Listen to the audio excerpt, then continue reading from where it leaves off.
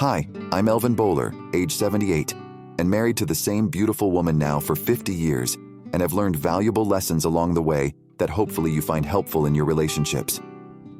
I have a degree in marriage, family relations, and child development from Utah State University in Logan, Utah. During my years as an adult, I have been a keen observer of what makes marriages and relationships succeed, and sadly, the many varied causes of failures. In my creation of videos for this channel, I will not only be reflecting upon my own experience, but will draw upon the knowledge of other experts and studies that validate conclusions that should help anyone who is trying to navigate the landscape of entering into or developing long-lasting, satisfying, and enriching relationships.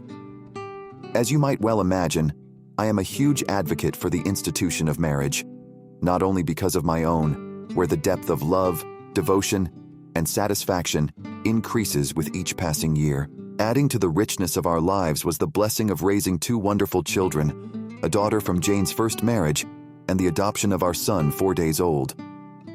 We were unable to get pregnant, so we are forever grateful for his biological mother for giving him up instead of aborting. From the happy marriages of those two children, we are now blessed with 7 grandchildren, and 2 great-grandchildren with another on his way.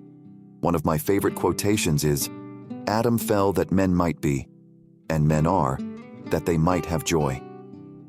While no relationship is in a state of joy and contentment all or even most of the time, there are attitudes and behaviors we can incorporate to have more of both.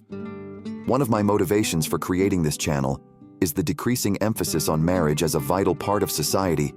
In 2020, the marriage rate dropped to 5.1 per 1,000 people. In 2021, the U.S. marriage rate was 14.9 marriages per 1,000 women, down from 16.3 a decade earlier, and the declining birth rate in the United States to an all-time low in 2023 to just 1.62 children for every woman. Demographers estimate the need for 2.1 to be the replacement rate of an increasingly aging population. More and more couples are choosing not to have children for a variety of reasons, including the cost of raising them, or just the bother of raising them, and how it interferes with other interests. Prioritizing personal freedom, careers, fears of divorce after witnessing high rates of failure among their parents' generation, and changing attitudes leading them to explore alternative forms of relationships. More recently, and sadly so, more young people are choosing to not form close relationships altogether. Good marriages generally last longer than cohabiting relationships, but failure of either type generally hurt children brought into those relationships. Studies have shown that children raised outside of an intact, stable family struggle and fail in multiple ways. The percentage of children being raised by 2 biological parents has dropped to 65% from 85% in the 1950s. That is not to say that cohabiting or single parents can't and haven't raised successful and happy children. I was raised by a single mother on a 600-acre farm in Idaho, but I was surrounded by aunts, uncles, and grandparents with happy, intact families. It's just that statistics aren't kind to non-intact child-rearing situations. For instance, boys in non-intact families are more likely to spend time in jail before age 30 than they are to graduate from college, compared with those raised by intact families. They are 4 times more likely to graduate from college than spending time in jail.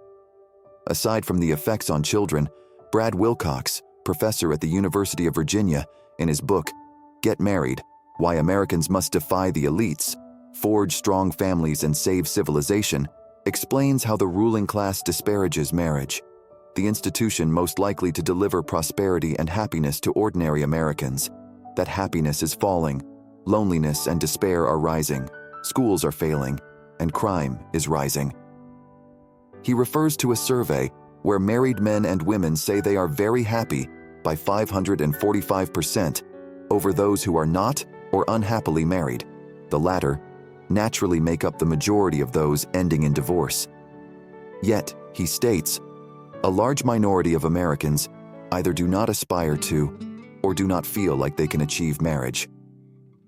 He indicates that the marriage rate has dropped more than 60% since 1970.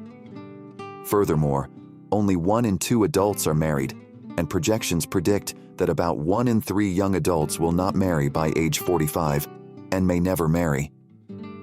While I concur that long-lasting happy marriages have a strong impact on economic security and the achievement of happiness, my focus with this channel will be more on how to build long-lasting, happy relationships and avoid damaging attitudes and behaviors, whether in dating, marriage, or cohabiting. As we take this journey together, I hope that you will feel free to comment, share, and subscribe. Thanks for watching.